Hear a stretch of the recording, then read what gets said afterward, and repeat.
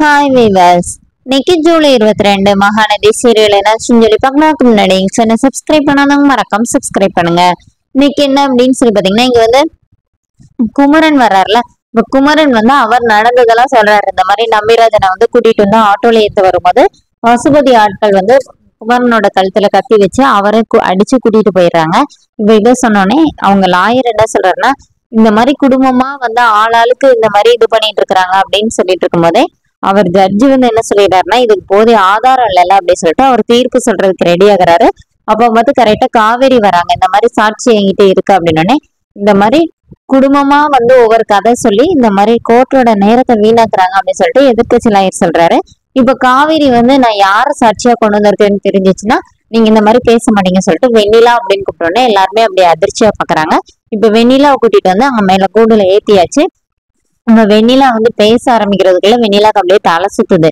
அப்ப எதிர்கட்சி லாயர் என்ன சொல்றாருன்னா, இந்த மாதிரி அந்த பொண்ணுக்கு உடம்பு சரியில்லை, அந்த பொண்ணையும் மிரட்டி எப்படி கூட்டிட்டு வந்திருக்காங்கன்னு பாருங்க, உடனே ஹாஸ்பிட்டல் கூட்டு போங்கன்னு ஜட்ஜும் அதே மாதிரி சொல்றாரு. உடனே ஹாஸ்பிட்டல் கூட்டு போங்கம்மா அப்படின்னு சொல்லும்போது வெண்ணிலா வந்து இல்ல, நான் வந்து சொல்லிடுவேன், எனக்கு கொஞ்சம் தண்ணி மட்டும் தாங்க அப்படின்னு சொல்லி கேட்டு அப்புறமா நடந்த விஷயத்த எல்லாத்தையுமே சொல்றாங்க. பசுபதி தான் காரணம் அப்படின்னு.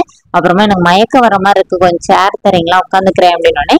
இப்ப வெண்ணிலாவை உட்கார வச்சுட்டு இப்ப காவேரி பேசுறாங்க. இந்த மாதிரி என் புருஷன் வந்து எந்த தப்புமே பண்ணல, பசுபதி வந்து என்ன பழிவாங்கூட சொல்லிட்டு தான் அவர் இந்த மாதிரி பண்ணிட்டு இருக்கிறான்னு சொல்லி காவேரி வந்து அவங்க வீட்டுல நடந்த அவங்க அப்பா இறந்தது எல்லா விஷயத்தையுமே அவங்களும் லாயர் கிட்ட சொல்லி ஜட்ஜி கிட்ட சொல்லி பசுபதி வந்து எப்படின்னாச்சும் பெரிய தண்டனை வாங்கி கொடுக்கணும் அப்படின்னு அவர் வந்து ஜட்ஜ்மெண்ட் சொல்றாரு. இந்த மாதிரி 24 மணி நேரத்துல பசுபதி வந்து அரெஸ்ட் பண்ணிடணும், நம்பிராஜனையும் வந்து காப்பாத்தணும் அப்படின்னு சொன்னோன்னே இப்ப விஜய் வீட்டுக்கு கூட்டிட்டு வந்துடுறாங்க.